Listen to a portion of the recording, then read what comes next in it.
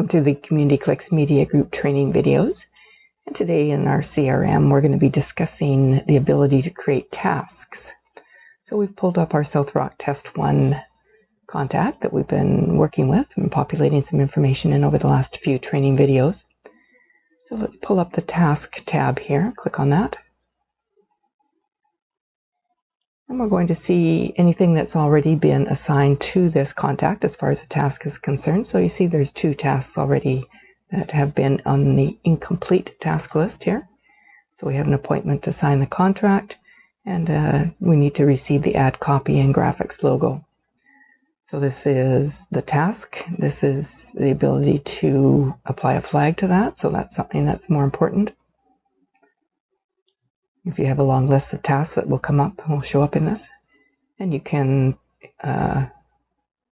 delineate which, if you'd like the bottom to show up first at the top to show up first, alphabetically. So we'll go with an alphabetical appointment. This is who this task is for, which is the contact. So there's South Rock Test 1 is the contact, who it's assigned by, who it's assigned to, the date that it was created, when you would like that task to start and end, and the ability to edit that, delete it, or mark it as complete. So let's go over and look at the completed tasks here. We can see that some of these aspects have already been marked as completed, so this would be in your history, so you'd be able to look back and know that that indeed has been done. Let's click on the Create a New Task tab. And this will pull up a series of information boxes. So because we're in that contact field right now, that particular contact of South Rock Test 1, it's pulling up. But if you wanted this task to apply to multiple contacts, you could simply start to search for another contact in there, and that would pull up some different options to you, and you would add that in. Put in a title, and this will self-populate if you've used some of these titles before as well. So let's go that we would like to have an appointment to sign the contract. And let's simply copy that and paste that into the details. And we want to assign that contract for Greg.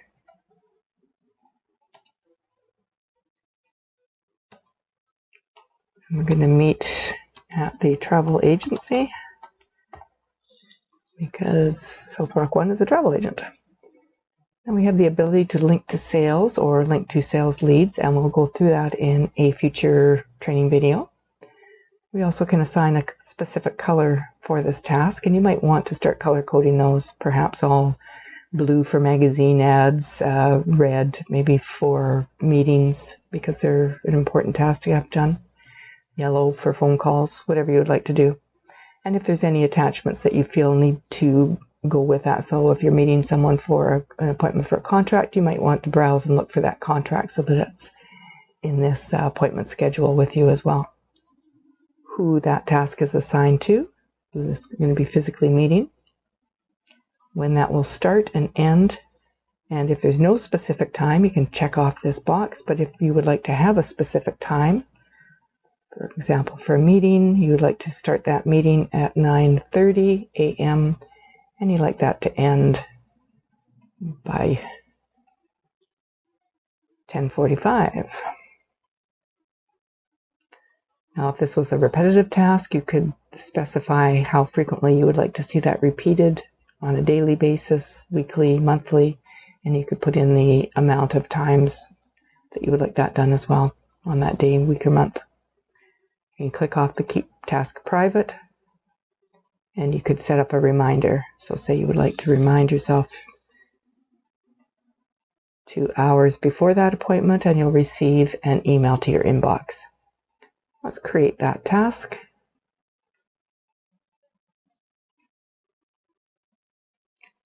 We're going to go back and look at that in the incomplete task, and we have another appointment that we've just introduced here. So once that appointment has been completed, you would tick off the complete box here, and it would now show up in your completed files as an appointment to sign the contract has been completed, the date that it was completed.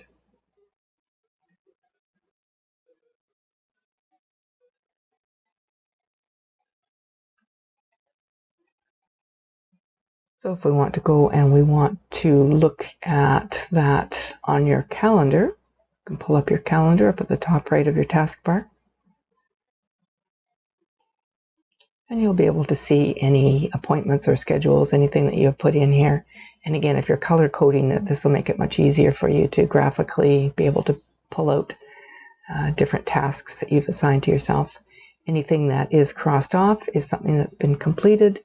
So again, it's not just disappearing off your calendar. You're actually going to be able to track and know that you have completed certain tasks and see those things on your calendar as well as in the history of your calendar.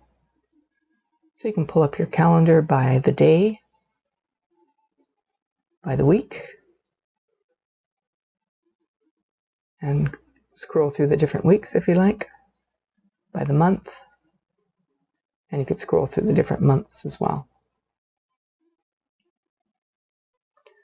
And you also have the ability to have this drop down, which would show different users' calendars, but as you don't have the ability to go in and see that, you would not see any of their appointments scheduled, and vice versa. They would not be able to see any of the appointments that you have scheduled on your calendar, but you would have the ability to schedule a task for them. So this is something that you would like to put on, say, an inside sales calendar. You would have the ability to schedule that task for another person. Okay, so going back to schedule a task, pulling up that task box. So we'll go to South Rock. Test 1. Oh, it's a test 5.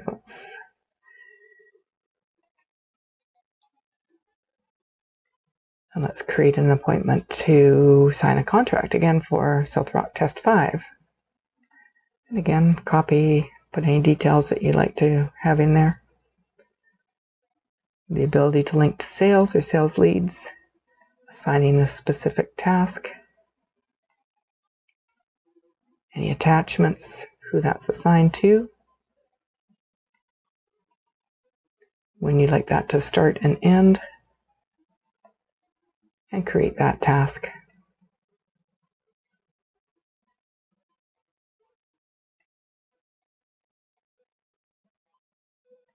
And again, taking this back to a graphical task box so that you can see the entire contents of that particular task, who that was assigned for. So that was assigned to Test 5 South Rock, who that was assigned to, and who that was assigned by, start date, end date, reminder, date created, date updated if there's been an update done to that, and any task visibility, the details of that appointment, any files that you would like to have associated with that you've attached, and if you'd like to write some comments. So if you'd like to do some comments, you could add that in, and that would be saved in your history. And so this could be a running commentary of this particular task. Say that you're meeting with this person a few times, or you need to have details, ask for logos or, some other options that you would need to complete this task properly with. You have the ability to edit that task, to delete it, or to mark it as complete. So if we go back to our tasks here, we're going to be able to see our complete list of tasks that we have assigned. And again, you can pull up alphabetically from the bottom or the top, flag them, who that particular task is assigned or is for on that contact. So this is South Rock Test 1. We've got different contacts, Test 5 South Rock, that we have assigned to, who that's assigned by, who it's assigned to, the created date, start date, end, edit, delete, and marking complete.